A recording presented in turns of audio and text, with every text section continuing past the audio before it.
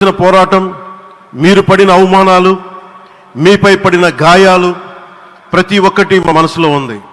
ఆ రోజున దివ్యాంగులను కూడా లాఠీ దెబ్బలు నా గుండెలు ఇంకా సజీవంగా ఉన్నాయి. ఆ బాధ మేము మర్చిపోలేదు, ఎవరిని మర్చిపోనివ్వలేదు. అందుకని దానికి సజీవ సాక్షి ఈ రోజున తిరిగి పునఃప్రారంభానికి గౌరవ ప్రధానమంత్రి గారు రాక, ఆ రోజున మహిళలు విద్యార్థులు చేసిన పోరాటం, మీరు పడిన అవమానాలు, మీపై పడ్డ గాయాలు ప్రతి ఒక్కటి మనసులో ఉంది.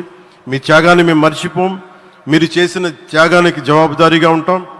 బాధ్యతగా అమరావతి నిర్మాణం జరిగేలా సాయశక్తుల ఈ కూటమి ప్రభుత్వం కృషి చేస్తుంది. అమరావతి రైతుల త్యాగాలను హృదయపూర్వకంగా స్మరించుకుంటూ వారి ప్రతినిధులుగా ఇక్కడకు విచ్చేసిన రైతులకి నా ప్రత్యేక నమస్కారం. ఈ పోరాటంలో వారికి ప్రతినిధులుగా సన్మానం అందుకుంటున్న మహిళా రైతులు పాత్ర, ప్రత్యేకించి అమరావతి మహిళా రైతుల పాత్ర చాలా అభినందనీయం.